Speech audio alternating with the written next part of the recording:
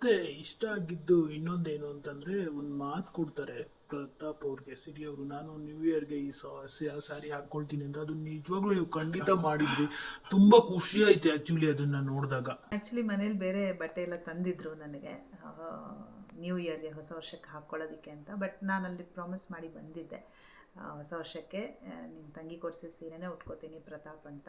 So ನಂಗೆ first ಇಲ್ಲಿ ಬಂದಿದ್ದ ತಕ್ಷಣ ಅನಿಸಿದ್ದು ಅದೇನೆ, ಯಾಕೆಂದರೆ ನಾನು ನ್ಯೂ ಇಯರ್ ದಿನವೇ ಹೊರಗಡೆ ಬಂದಿದ್ದಲ್ಲ, ಹಾಗಾಗಿ ಫಸ್ಟ್ ಬಂದಿದ್ದೆ ಅದು. ಆ್ಯಂಡ್ ಇಮಿಡಿಯೇಟ್ ನಾನು ಆ ಸೀರೆನೇ ಉಟ್ಕೊಂಡು ಅವ್ರ ತಂಗಿಗೆ ಒಂದು ವೀಡಿಯೋ ಮಾಡಿ ಕಳಿಸ್ಬೇಕು ಅಂತ ಅನ್ನಿಸ್ತು, ಅದಕ್ಕೆ ಆ ವೀಡಿಯೋ ಮಾಡಿದೆ. ಏನು ಹೇಳ್ತೀರಿ ಮ್ಯಾಮ್ ಪ್ರತಾಪ್ ಬಗ್ಗೆ? ಪ್ರತಾಪ್ ಇಸ್ ಅ ಲಿಟಲ್ ಮೂಡಿ ಅಷ್ಟೇ. ಅಪ್ಸ್ ಆ್ಯಂಡ್ ಡೌನ್ಸ್ ಅಫ್ಕೋರ್ಸ್ ಇದ್ದೇ ಇರುತ್ತೆ ಎಲ್ರಿಗೂ. ಮೂಡ್ ಒಂದ್ಸಲ ಹಾಗಿರುತ್ತೆ, ಒಂದ್ಸಲ ಹೇಗಿರುತ್ತೆ.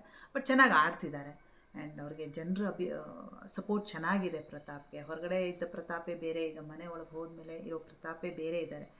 ಜನರ ಒಪಿನಿಯನ್ಸ್ ಚೇಂಜ್ ಆಗಿಬಿಟ್ಟಿದೆ. ಈ ವೇದಿಕೆ ಅಂತ ಒಂದು ವೇದಿಕೆ ಅವ್ರಿಗೆ ಕಲ್ಪಿಸ್ಕೊಟ್ಟಿದೆ.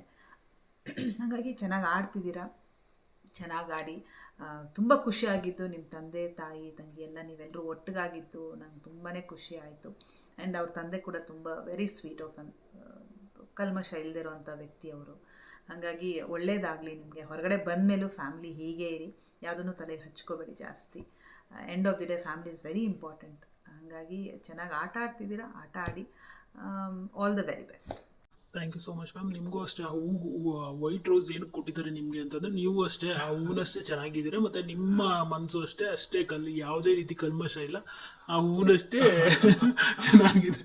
Thank you so much. ನಿಮಗೆ ಈ ಕಾಂಪ್ಲಿಮೆಂಟ್ಸ್ಗೆಲ್ಲ ನಿಜವಾಗ್ಲೂ ತುಂಬ ಬ್ಲಶ್ ಆಗ್ತಿದ್ದೀನಿ ನಾನು, ತುಂಬ ಖುಷಿ ಆಗ್ತಿದೆ. Thank you so much. Thank you.